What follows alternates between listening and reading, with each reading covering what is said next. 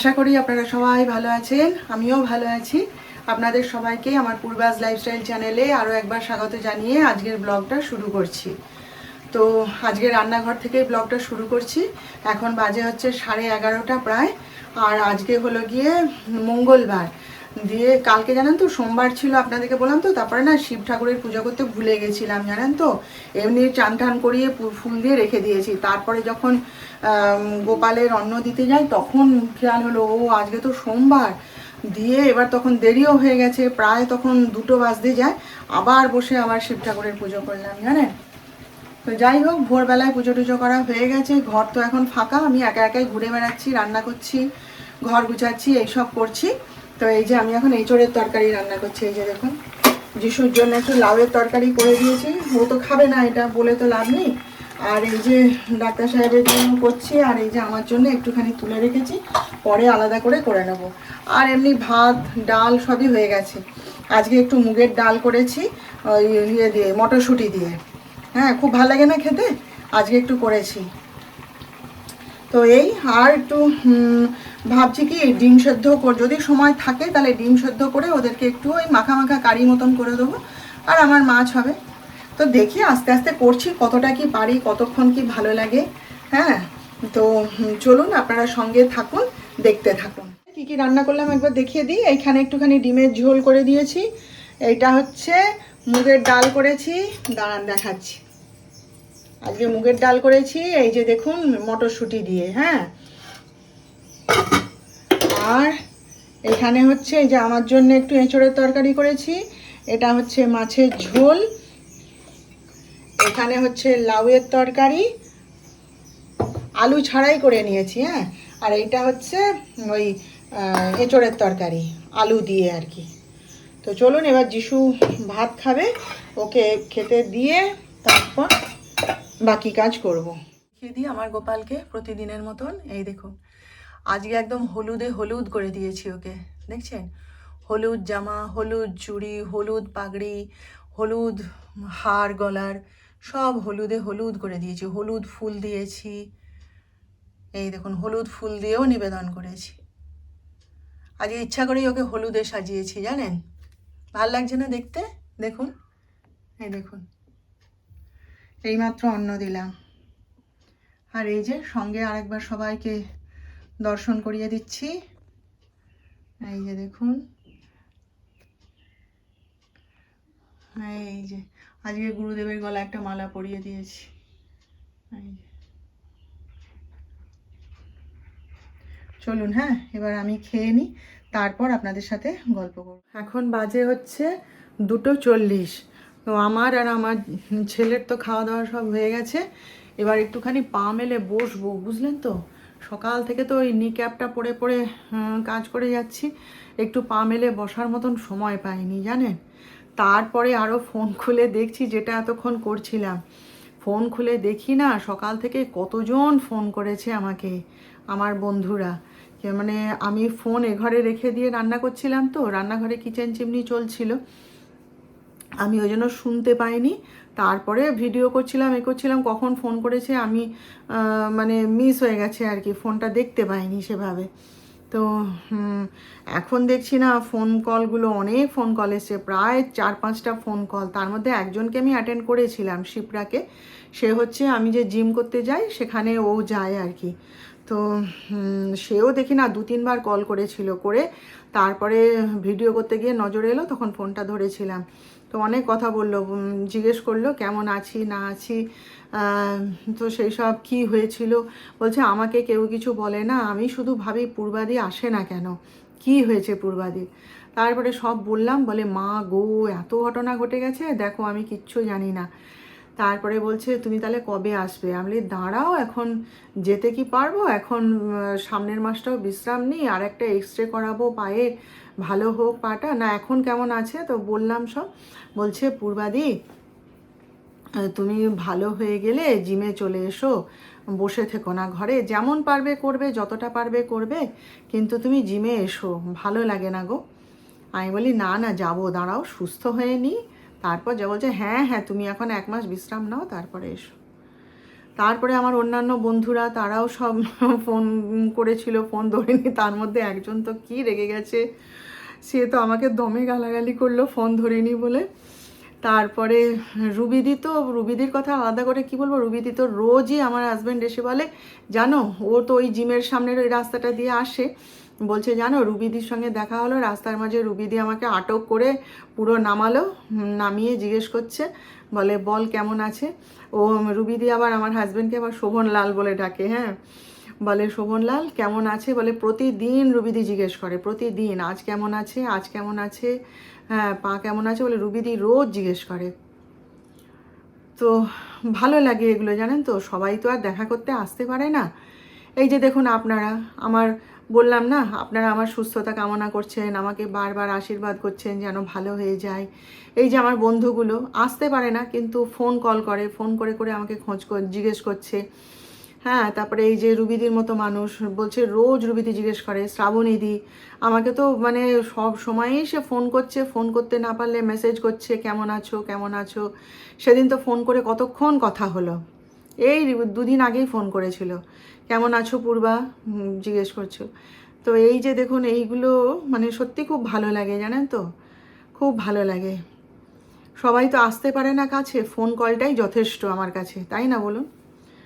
আমি যদি আমার এইগুলো দেখলে আমার তখন কি মনে হয় জানেন তো, সত্যি কথাটা বলছি আপনাদের কাছে, আমার খালি মনে হয় যে আমি নিশ্চয়ই এতটা খারাপ নই, এত খারাপটা নই বলেই মানুষ মানে বাইরের মানুষও আমাকে এভাবে ফোন করে মানে আমাকে খোঁজ করছে, আমার সম্পর্কে জানতে তারা আগ্রহী, আমাকে তারা ভালোবাসে, তাই না। ভালো যদি না বাসতো তাহলে আমি কে বলুন তো, আমার সঙ্গে কদিনের আলাপ জিমে, আমার তো 1 বছরও হয়নি জিমে। তার মধ্যেই আমি দেখুন যাইনি বলে এই তো কদিন হলো আমি যাইনি, 15 দিন হলো বোধহয়। তো এতজন ফোন করছে, মেসেজ করছে, আমাকে জিজ্ঞেস করছে। বন্ধুদের কথা তো বাদই দিন, তারা তো, তারপরে এই যে ধরুন সেদিন যিশুর সঙ্গে বাজারে বেরিয়েছিলাম, যে কটা দোকানে গেছি প্রত্যেকে, বৌদি তুমি খোঁড়াচ্ছ কেন, বৌদি এই জন্য তোমাকে আমি দেখতে পাই না, কি হয়েছে বৌদি, না না তোমাকে এখন আসতে হবে না, তুমি বাবা আগে সুস্থ হও। কেমন চোখের সামনে দিয়ে হেঁটে চলে বেড়াতে, কেমন হাসতে, আমাদের দিকে হাই হ্যালো করতে হাত তুলে, তাই ভাবি বৌদি কেন আসে না, কি মন খারাপ লাগছিল। এই যে কথাগুলো বলছে না, এগুলোই মনে হচ্ছে যেন অনেক পাওয়া, জানেন তো। তাই মনে হয় যে আমি নিশ্চয়ই অতটা খারাপ নই। আমি যদি এতটা খারাপ হতাম তাহলে এরমভাবে মানুষ আমাকে ভালোবাসতো না। এটাও তো এক ধরনের ভালোবাসাই, তাই না বলুন। এইভাবে তাহলে মানুষ আমাকে ভালোবাসতো না, আমার খোঁজ করতো না। আমার যখন অপারেশন হয়েছিল সেই সময় জানেন তো, মানে আমাকে একটা কাঁথা সেলাই করে দিয়েছিল, সেই মেয়েটা পর্যন্ত একটা 5 টাকার বিস্কুট হাতে করে আমার সঙ্গে দেখা করতে এসেছিল। আর মানে জনে জনে পুকুর পাড়ে কাপড় কাছে তারাও আমাকে খোঁজ করেছিল, হ্যাঁ রে বড় বউটা কেমন আছে রে, ওদের বাড়ির প্রত্যেকে খোঁজ করেছিল। তাই আজকে রান্না করতে করতে চিন্তা করছিলাম, জানেন তো, যে পায়ে কি হয়েছে দেখুন, সে কষ্ট তো আমার, সে কষ্ট তো আর কেউ আমার সঙ্গে শেয়ার করতে পারবে না, আমার কষ্ট আমাকেই সহ্য করতে হবে। কিন্তু এই যে আপনারা বা আমার বন্ধু বান্ধব, আমার চেনা পরিচিত জন, বাইরের মানুষ যারা, প্রত্যেকে এই যে আমার খোঁজ করছে, এটাই আমার অনেক পাওয়া, তাই না বলুন। মনের রোগটাও কিন্তু একটা বড় রোগ, শরীরের রোগটা ভালো হয়ে যাবে কিন্তু মনের রোগটাও তো ভালো হওয়া দরকার, নাকি বলুন। তো এই যে আপনারা খোঁজ করছেন, আমার বন্ধু বান্ধবেরা খোঁজ করছে, এতে কিন্তু মানে মনটাও ভালো হয়ে যাচ্ছে, মনটাও মানে ঘরে বসে একঘেয়ে যে যন্ত্রণায় কোকাচ্ছিলাম, একটা বিরক্তি আসছিল, ভালো লাগছিল না, মনটা বেশ অনেকটা হালকা হয়ে গেল, জানেন তো, খুব ভালো লাগছে। সেই জন্যই বলছি যে আমি যদি অতটা খারাপ হতাম তাহলে সবাই আমাকে এত ভালোবাসা জানাতো না, সেটাই আজকে মনে হচ্ছে। পা ভালোই আছে, অনেকটাই সুস্থ হয়েছি, হাঁটা চলা ভালোই করতে পারছি, আর কোনো যন্ত্রণা সেই যে হাঁটতে চলতে গেলে লাগতো সেসব কোনো অসুবিধাও নেই, সে কষ্টও নেই। আর একটুখানি ওই কি জানেন তো, ওই মানে বাতাসার মতন একটুখানি ফুলে রয়েছে, তো ওটাও ডাক্তার সাহেব বলছে সেরে যাবে, সময় দাও, অত সহজে অত তাড়াতাড়ি কি আর সারবে, এই তো সবে কদিন হলো, তার মধ্যেই এতটা উন্নতি, তুমি বুঝতে পারছো তো তাহলে। তো বলছে 1 মাস রেস্ট নাও, তারপরে আর একটা এক্সরে করাবো, তারপরে একটু ক্যালসিয়ামের ওষুধ খাওয়াবো, খায় একটা পাতা কি 2টো পাতা একটু ক্যালসিয়ামের ওষুধ খাও, খেলে ভালো হয়ে যাবে। বলছে দাঁড়াও, তুমি যে দাঁড়িয়ে ওই রকম একটা অবস্থায় চলেছে, হাঁটুর উপর হাঁটু হয়ে গেছিলো, এরকম অবস্থা হয়ে গেছিলো, আপনাদের তো দেখাতে পারিনি। আর যন্ত্রণা, পা পুরো বেঁকে গেছিলো যন্ত্রণা, জানেন তো, কি কষ্ট ভাই, সেই দিনগুলো আজকে মনে পড়লে মানে ভাবি যে আমি কি করে যন্ত্রণা সহ্য করে কাজকর্ম সব করেছি, ঘুরে বেরিয়েছি। যাই হোক, এখন আমাকে দেখে নিশ্চয়ই আপনারা বুঝতেই পারছেন আমার কথাবার্তা, বা আমাকে দেখে আপনারা তো বুঝতেই পারছেন আমি ভালো আছি, সত্যিই ভালো আছি। আরেকটু ভালো হয়ে যায় তারপর আপনাদের সব কিছু জানাবো, অবশ্যই শেয়ার করব। তো চলুন তাহলে একটুখানি পাটা মেলে বসি, বিশ্রাম নিই। ডাক্তার সাহেব এখনও আসেননি, কখন আসবে কে জানে, জানি না। আসুক, তারপর আবার চা খাওয়ার সময় আবার আপনাদের সাথে গল্প হবে। হ্যাঁ, গুড ইভিনিং বন্ধুরা। তো 7:30 তো বাজে। আজকে সারা দুপুর ধরে বই পড়েছি জানেন। প্রথমত আপনাদের সঙ্গে কথা বলার পরে একটুখানি শুয়েছিলাম, শুয়ে মোবাইল দেখছিলাম। তারপরে না ডাক্তার সাহেব তো এলেন এই 4টে 4:30 নাগাদ খেতে। তো উঠে পড়ে মোবাইল আর ইচ্ছে করলো না দেখতে, ওকে খেতে টেতে দিয়ে গল্পের বই পড়ছিলাম। সে এমন নেশা লেগে গেছে না, সে বই আর ছাড়তে পারিনি। অনেক দিন বই পড়িনি তো, আর ঘরে থাকি না সেভাবে, কাজকর্মে ব্যস্ত থাকি বলে সময় পেতাম না সেই রকম করে। আর কি মাথার যন্ত্রণা করছে জানেন তো, দুপাশ ফেটে যাচ্ছে যন্ত্রণায়। কি বকা খেলাম। ডাক্তার সাহেব তো ঘরে আছে, বলে ওঠো, খালি বইয়ের মধ্যে মুখ গুজে বসে থাকবে, সময় পেলেই ওঠো, কথাবার্তা বলো, ঘুরে বেড়াও, যাও তোমার চাটা খাও, খেলে মাথা ঠিক হয়ে যাবে। সেই জন্য এসছি একটুখানি চা করতে। কি করব বলুন তো, বইয়ের আমার ওই রকমই নেশা জানেন তো। তাও তো এবারের বইমেলায় যেতে পারিনি, আর বই কিনতে পারিনি। আমাদের এখানে আনন্দ প্রকাশনী বলে যে বই দোকানটা আছে, আমি ওই 3-4 মাস বাদই ওখানে হানা দিই, দিয়ে একটা করে বই নিয়ে আসি, এসে পড়ি। তারপরে বইয়ের আলমারিতে বহু বই জমে গেছে জানেন তো, পড়া হয়নি। এই বইয়ের নেশা, বলে আবার বইয়ের নেশা লেগেছে, আবার সেই বলে কি বকা দিল, কি করব। যাই হোক, এই যে একটুখানি চা খাবো, চাই খাবো, আর কিছু খাবো না। যিশু তো খাবে না কিছু বললো, ও তার পড়ছে, আর ডাক্তার সাহেব তো ঘুমাচ্ছে। এই এলো তো, এসে খেয়ে দিয়ে ঘুমিয়ে পড়েছে। তো চাটাই খাই একটুখানি, খেয়ে একটু ঘর ঠর গুছাই, গুছিয়ে আর কি করব, ঘর এখন তো আর কোনো কাজ নেই। দেখি গল্পের বইটাই পড়বো আবার।